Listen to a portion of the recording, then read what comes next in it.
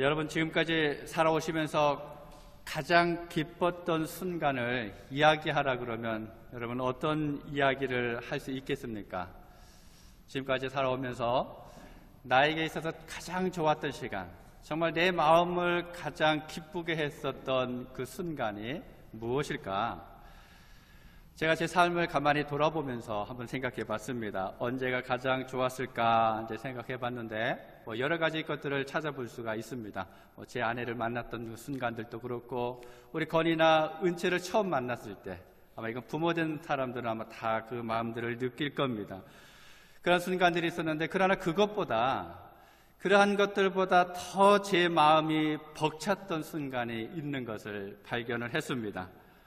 바로 하나님께서 나와 함께 하시다라고 하는 것을, 예수님이 내 마음속에 계시다라고 하는 것들을 경험했었던 순간입니다.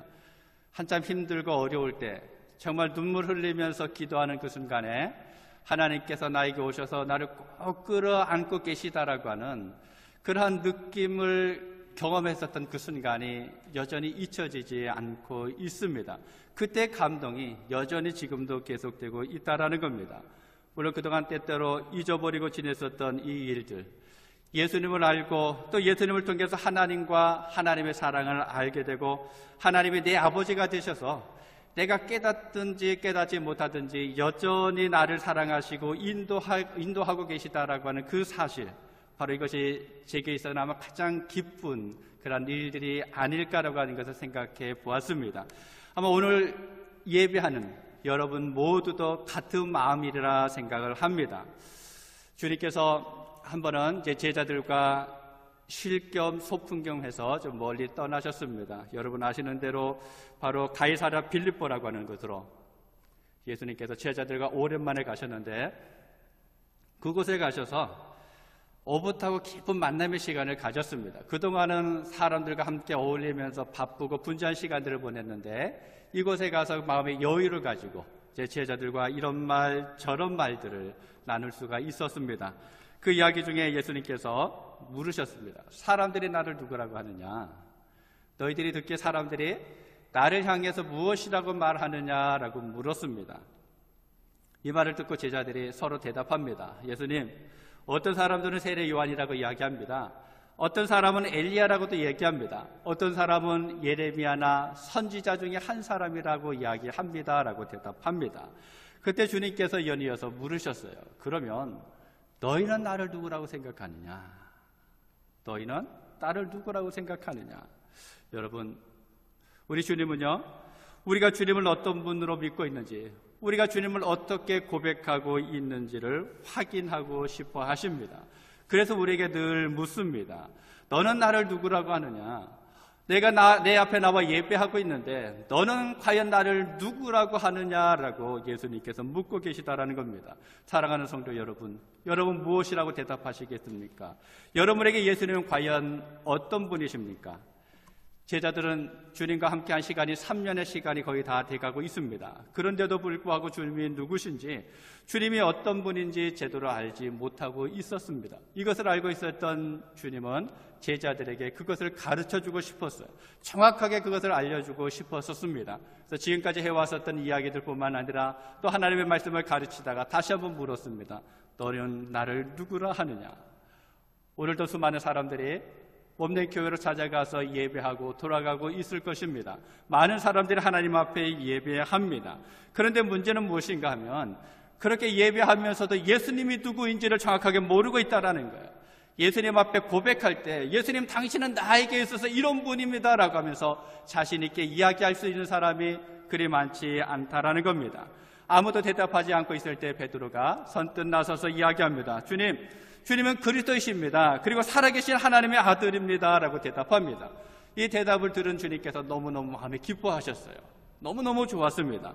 그래서 예수님께서 이 고백 위에 교회를 세우겠다라고 말씀하십니다. 그런데요, 더 중요한 것은 그 다음에 나옵니다.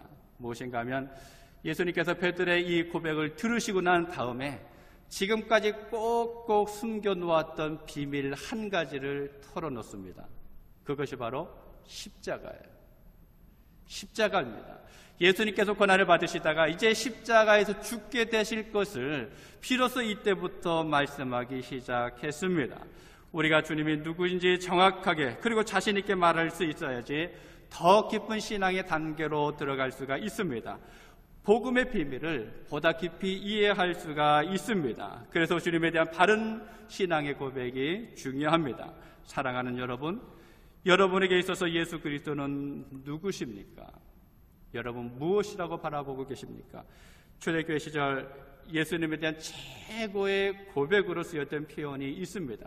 초대교회 이후로 지금까지 어느 나라든지 모든 그리스도인들이 고백하는 말이 있습니다. 여러분 그것이 무엇인지 아세요? 주입니다. 주님. 주님이라고 하는 고백이에요. 로마서 10장 9절에 보면 내가 만일 내 입으로 예수를 주로 시인하며 또 하나님께서 그를 죽은 자 가운데서 살리신 것을 내 마음에 믿으면 구원을 얻으리니 라고 말씀합니다. 예수를 주라 고백해야만 구원을 얻을 수 있다라는 거예요. 모든 그리스도인이라 그러면 반드시 예수님을 주라고 고백할 수 있어야 한다라는 거예요. 그런데 고린도전서 12장 3절을 보면요, 성령으로 아니하고는 누구든지 예수를 주시라 할 수 없느니라 라고 말씀합니다. 내가 예수님을 주라 고백할 수 있는 것은 내가 성경을 많이 배웠기 때문에, 많이 암송하고 있기 때문에, 많이 읽었기 때문이 아니라 내가 오랜 시간 동안 신앙의 삶들을 살아왔기 때문에 가능한 것이 아니라 성령께서 역사하셔야지만 내가 주로 예수를 주로 고백할 수가 있다라고 말씀하고 있습니다. 사랑하는 성도 여러분, 초대교회부터 오늘의 이르기까지 모든 그리스도인들이 이구동성으로 고백하는 것이 있습니다. 바로 예수는 나의 구주입니다. 예수님은 나의 구주가 되십니다 라고 고백하고 있습니다. 바로 동일한 성령께서 모든 그리스도인들에게 동일하게 역사하셨기 때문에 이 땅의 모든 그리스도인들은 누구나 다 그렇게 고백할 수가 있습니다. 사랑하는 성도 여러분, 여러분이 정말 그리스도인이라면 여러분도 그렇게 고백하실 수 있기를 바랍니다. 예수님을 향해서 예수님, 당신은 나의 주님이 되십니다 라고 고백하실 수 있기를 바랍니다. 그렇다면 여러분, 이 말이 어떤 의미가 있을까요? 예수님이 나의 주님이 되십니다 라고 하는 이 고백은 과연 어떤 의미가 있을까? 첫 번째로는요, 예수는 나의 왕이다 라고 하는 고백입니다. 누가복음 1장 31절부터 33절을 보면, 보라, 내가 수태의 아들을 낳으리니 그 이름을 예수라 하라.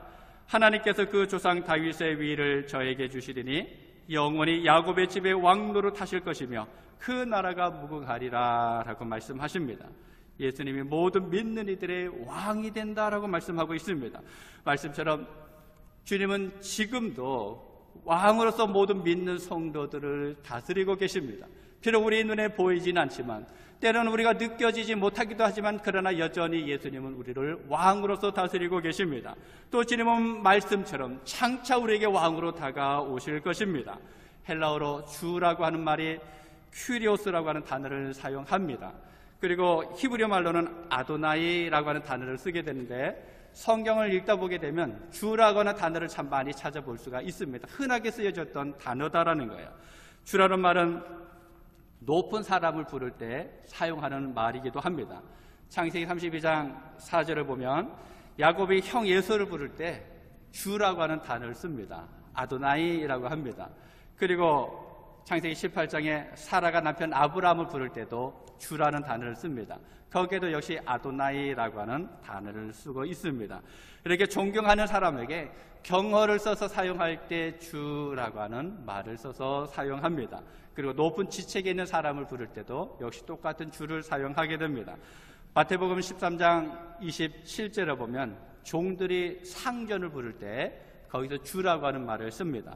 또 창세기 40장 1절에도 신하가 왕을 부를 때 주다라고 하는 말을 씁니다. 역시 똑같이 큐리오스, 아도나이라고 하는 단어를 사용하고 있다라는 거예요. 여러분, 백부장이 예수님을 찾아왔었던 사건 기억하시죠? 신하가, 자기 종이 이제 병에 걸려서 죽게 됐을 때 이 백부장이 예수님한테 찾아와서 할 때 하는 말이 주여, 주여라고 말을 합니다. 주여, 수고하지 마십시오. 주님이 내 집에 들어오는 것을 내가 감당할 수가 없습니다라고 하는 그 단어를 사용하고 있습니다. 이런 말들이 단순히 존경의 의미가 있다라는 거예요. 그런데요, 예수님을 지금 우리가 부르고 있는 주라고 하는 뜻, 분명히 앞에 이야기했던 것과는 의미가 다릅니다. 그 의미로 부르기 시작한 것은 예수님의 부활 이후예요. 예수님께서 부활하시고 승천하시면서 하나님께서 예수님을 높이 드셨습니다. 오늘 본문 9절부터 11절입니다. 하나님이 그를 지극히 높여 모든 이름 위에 뛰어난 이름을 주사 하늘에 있는 자들과 땅에 있는 자들과 땅 아래에 있는 자들로 모든 무릎을 예수의 이름에 꿇게 하시고 모든 입으로 예수 그리스도를 주라 시인하여 하나님께 영광을 돌리게 하셨느니라 라고 말씀하고 있습니다. 여러분, 하나님께서 십자가에 달려 돌아가신 예수님을 높이 드셨습니다. 그리고 그 이름을 가장 높은 이름이 되게 하셨어요. 그래서 하늘과 땅에 있는 모든 존재들이 다 주님의 무릎 앞에, 예수님의 이름 앞에 무릎 꿇도록 하셨습니다. 우리가 예수님을 주라 부르는 것은 단순히 존경할 만한 대상을 향해서 부르는 것이 아닙니다. 나보다 지위가 높기 때문에 부르는 것이 아닙니다. 바로 그분은 만왕의 왕이에요. 만주의 주입니다. 왕이긴 왕인데 단순한 왕이 아니라 모든 왕들의 왕이라는 겁니다. 주님이 계신 주님이신데 이 땅에 흔하게 있는 그런 주 중에 하나가 아니라 모든 주들의 주다라고 하는 것을 고백하고 있다라는 겁니다. 우리가 영원토록 경배하고 영광을 돌려야 할 분이 바로 이 주님이십니다. 여러분, 그렇다 그러면요, 이 왕이신 주님 앞에 우리가 할 일이 무엇일까요?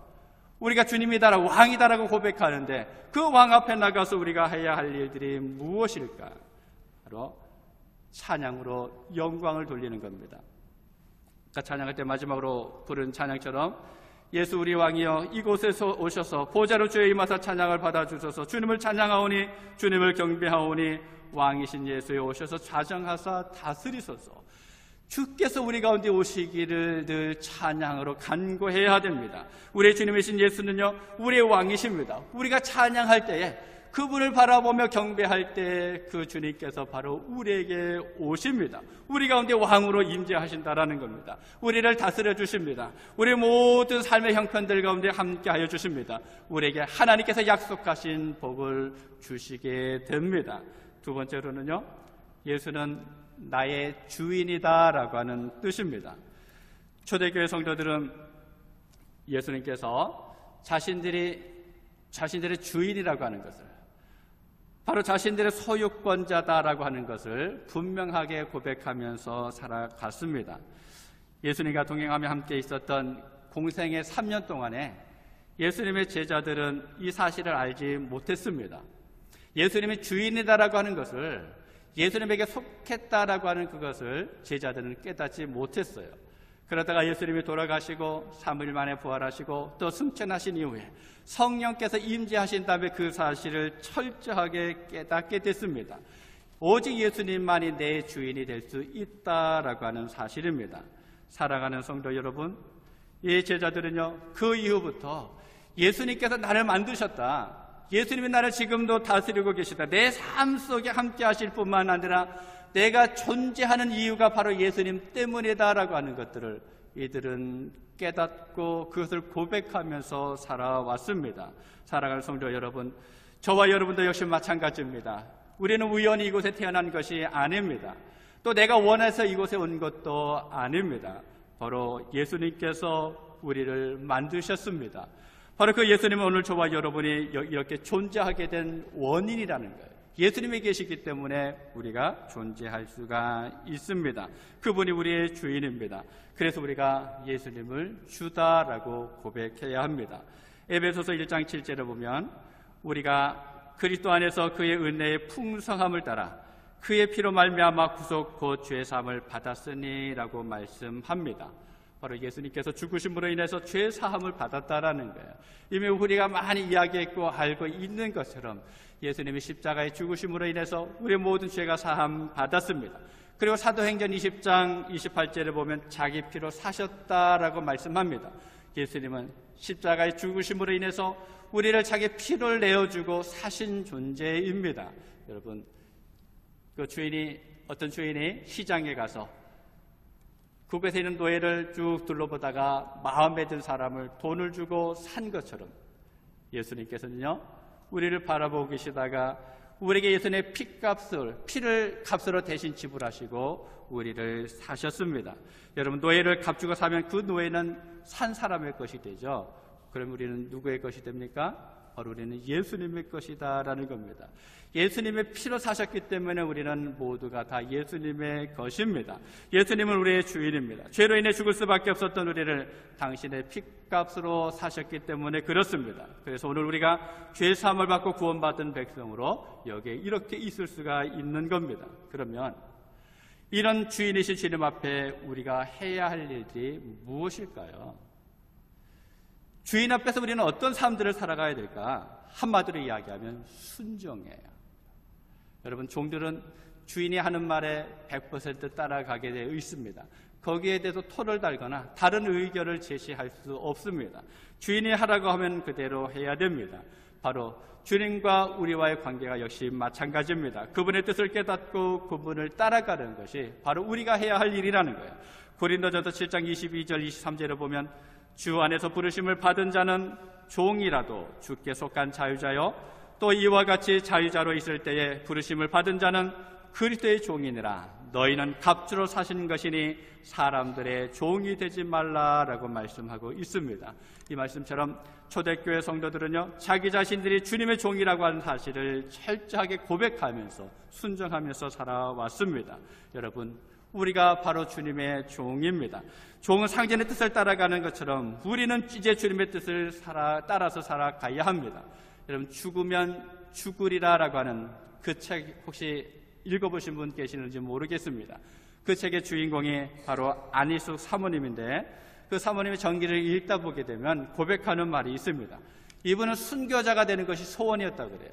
늘 기도하면서 순교자가 되는 것이 소원이었는데 그렇지 못한 것 때문에 하나님 앞에 늘 하소연해야 하면서 이렇게 기도했다고 그래요. 하나님, 어쩌자고 순교하는 것은 허락지 않으시고 매일같이 이렇게 고생하게 하십니까? 라고 하면서 하나님 앞에 기도했다라는 겁니다.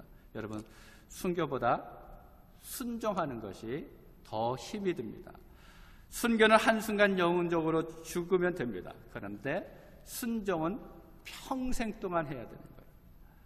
순교는 짧은 한순간만 참고 견디면 돼요. 그 순간만 이기면 됩니다. 그런데 순종은 평생을 종으로 참아야 합니다. 사랑하는 성도 여러분, 우리가 예수를 나의 주님이라고 고백하는 것은 바로 순종의 삶을 살겠다라고 하는 바로 그 결단입니다. 내가 예수님을 믿겠습니다. 내가 예수님을 따라가겠습니다라고 하는 그 말 속에는 이미 나는 주님의 뜻에 순종하겠습니다. 주님이 원하시는 대로 무엇인지 다 하겠습니다라고 하는 고백이 함께 담겨져 있는 겁니다. 우리가 주님의 종으로 순종할 때 그때 비로소 주님이 내 삶의 주가 되십니다. 마지막 세 번째로는요, 예수는 나의 목자다라고 하는 뜻입니다. 초대교회 교인들은 예수님께서 부활하신 다음에 생전에 예수님이 하셨던 그 말씀들을 새삼스럽게 생각하면서 마음에 새겼습니다. 그 말씀 중에 하나가 요한복음 10장 11절입니다. 나는 선한 목자라 선한 목자는 양들을 위해서 목숨을 버리거니와. 예수님께서 공생의 기간 동안에 제자들과 함께 하셨던 그 기간들을 가만히 돌아보니까 정말 예수님은 목자로서 자기들을 돌봐주셨습니다. 그렇게 돌봐주신 것뿐만 아니라 정말 말씀하신 것처럼 자기를 위해서 목숨을 주기까지 사랑하셨다라는 겁니다. 근데 그것으로 끝난 것이 아닙니다. 부활하신 이후에 승천하시면서 제자들과 그것으로 마지막으로 지낸 것이 아니라 그 이후에도 제자들의 삶 속에 함께 오셔서 목자로서의 삶을 여전히 살아가고 계시다라는 겁니다. 물론 성령의 역사였죠. 예루살렘에 가면 유대인 학살 기념관이 있습니다. 이 기념관 앞에 그 앞마당에 사람들의 눈길을 끄는 동상이 하나가 있는데 바로 폴란드 사람인 코르자크라고 하는 그 초등학교 선생님이 있습니다. 이 선생님이 무서워서 벌벌 떨고 있는 유대인 아이들을 끌어안고 있는 그 동상입니다. 여러분, 그 독일군이 그 유대인 한 600만 정도 죽였다라고 이제 우리가 알고 있는데 그 중에 300만 명이 폴란드에서 죽음을 당했다 그럽니다. 어느 날 이 독일 군인들이 어느 초등학교로 아이들을 잡으러 왔습니다. 그 아이들도 이제 잡아가기 위해서 그곳에 왔는데 이 꼬마 아이들이 독일군을 보더니 눈치를 챈 거예요. 무서워가지고 한쪽에 있던 선생님한테 막 달려갑니다. 그 선생님한테 다 매달리는 거예요. 이 선생님은 자기 아이들이 자기에게로 달려오는 것을 보고 양손을 쫙 펼쳐가지고 그 아이들을 끌어안습니다.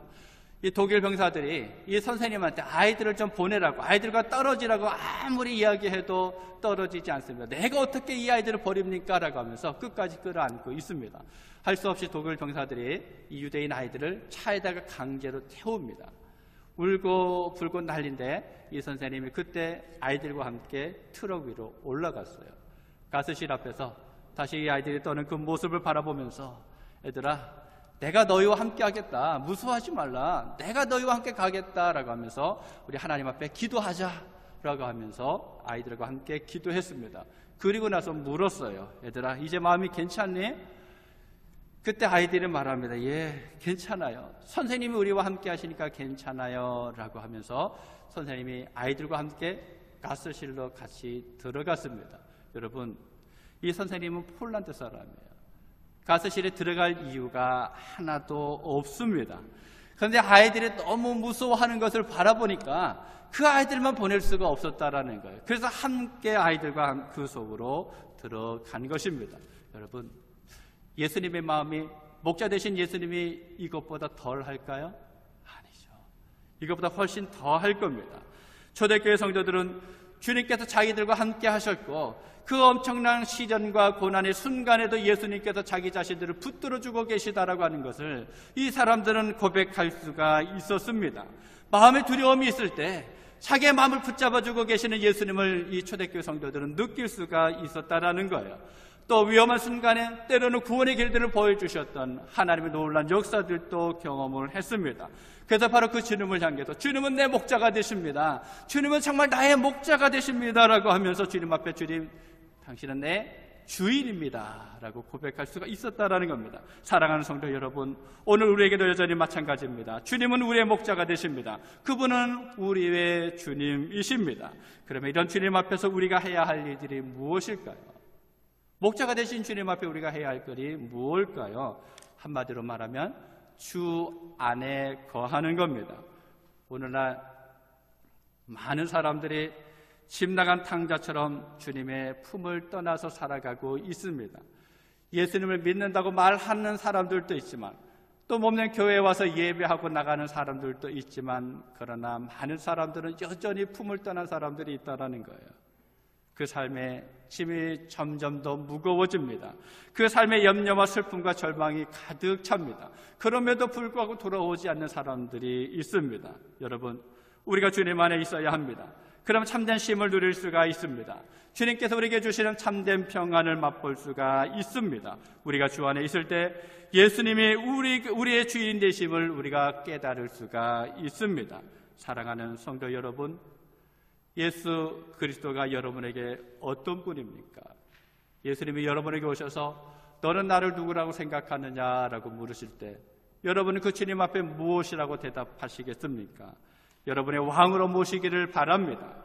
예수 그리스도를 여러분의 주인으로 인정하실 수 있기를 바랍니다. 그리고 예수님을 여러분의 목자로 고백하시기를 바랍니다. 그래서 주가 되시는 예수님과 늘 동행하는 여러분 모두가 되시기를 주님의 이름으로 축복합니다.